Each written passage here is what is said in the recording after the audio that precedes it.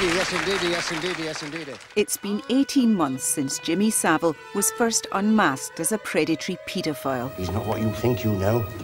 And still the question remains, how was he able to use some of Britain's biggest institutions as cover for his child abuse?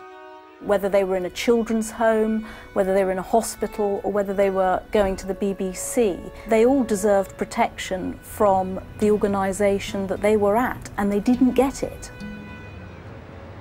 The institution that earned Savile the trust of the nation was the BBC, and the celebrity status nurtured there helped him open doors and escape justice his whole life.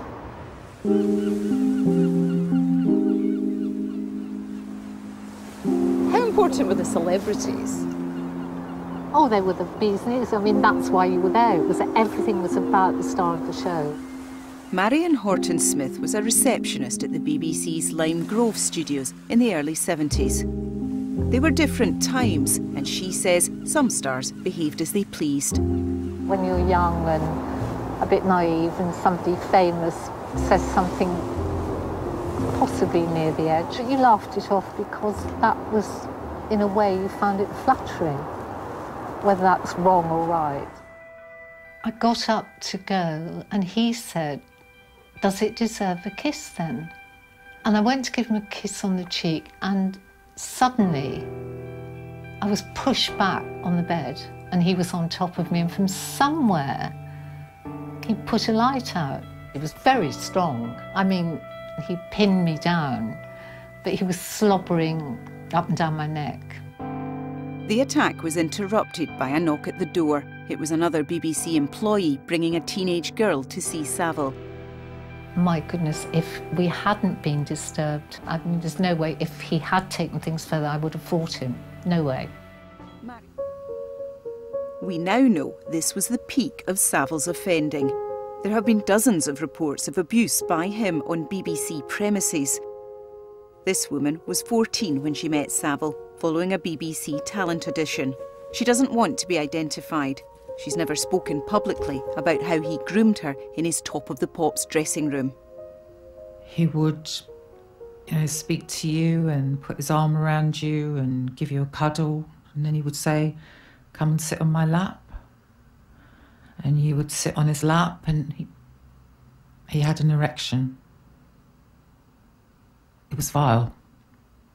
You feel disgusted with yourself.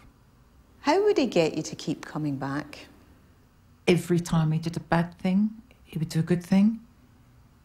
I promise I'm going to get you an agent and they're going to get you paying gigs. Very nervous she is when I go. Around the same time Savile began grooming the girl, the BBC had to investigate allegations of a sex scandal on its premises. The author of an internal inquiry in 1972 raised concerns about the supervision of young people at Television Centre. So Brian Neal found that there was uncertainty about who was ultimately responsible for all the teenage girls coming to see Top of the Pops, and his recommendation was that there should be clear guidance as to who's to be ultimately responsible for the behaviour and control of these audiences. But how seriously was that advice taken? We've seen a memo written in August 1972 by the BBC's Controller of Television Administration, who said, "We believe the situation is as tightly controlled as can reasonably be achieved." But for 3 years after that, this woman went unchaperoned to Savile's dressing room, where she says she was molested many times. I don't remember there being any supervision at all. So when you went to Jimmy Savile's dressing room, was there another adult accompanying you? No, only Jimmy himself. He would always just say, "When the show's over, just wait over there by that door there on the set and I'll come and get you." We've been told Savile abused at least 5 young people in BBC dressing rooms after the advice to improve supervision of audiences. Here we have youngsters who were visiting the BBC for maybe one day, going to a recording of Top of the Pops or appearing on Jim'll Fix It. They were absolutely starstruck. They wouldn't have known anyone at the BBC to report it to. The confidential memos reveal that Savile told another civil servant he could deal with the unions and quickly transform Broadmoor. The civil servant offers her own view of Jimmy Savile. She says, "I doubt he'll let anyone stand in his way, and he clearly doesn't mind how many people get trampled underfoot in the process." Savile told the Health Minister his unorthodox plans to break the overtime ban. He said he'd discovered some nurses were subletting staff houses and fiddling their overtime claims. He made it quite clear, he told me, that he would use that against the staff if they misbehaved and didn't call off the overtime ban. That sounds like blackmail. That sounds like blackmail to me as well. And if it sounded like blackmail to you at the time, did you not think to say, hang on a minute, you can't run a top security psychiatric hospital like that? I made a note of it at the time because I was so surprised.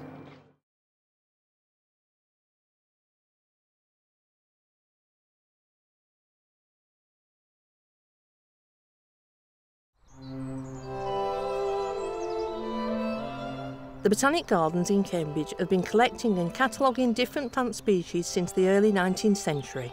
It's sometimes easy to forget among such beauty that the scientific study of plants underpins our understanding of life on Earth. Plants generate the air we breathe, supply the food we eat, and have even helped provide the clues to evolution itself. For centuries, botanical illustrators like Gail Selwood have worked to capture the detail and diversity of the plant world.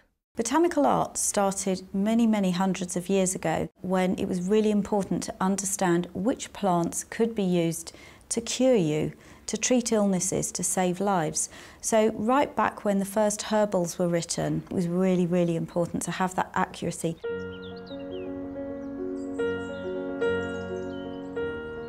By the 1840s, when these gardens opened to the public, botany was being taught as an academic subject.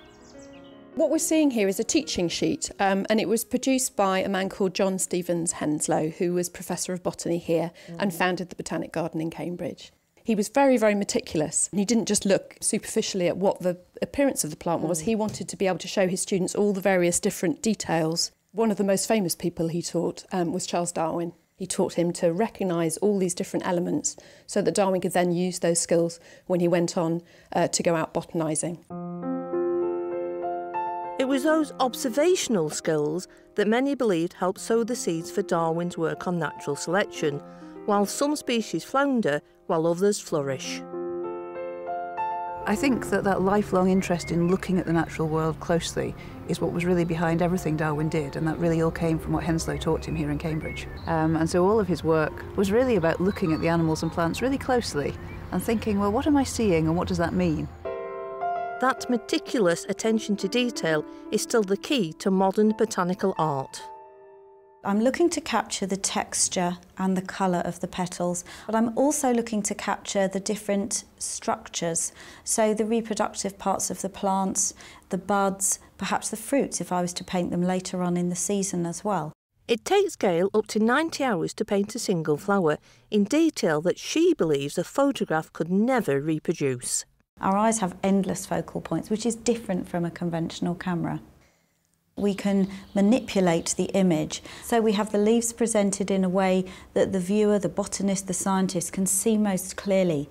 Perhaps we can see into the flower in the painting, and to find the perfectly presented plant for photographing could take the same time it takes me to paint something. I love the way you've got the round shape of the allium there. The team at Cambridge is encouraging a new generation.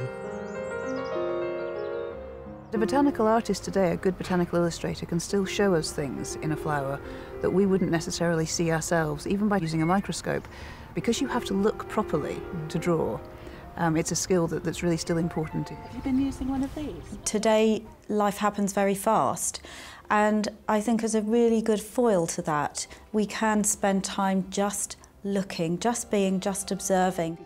Botanical illustration may now be closer to art than science, but it can still inspire people to take a closer look at the world around them.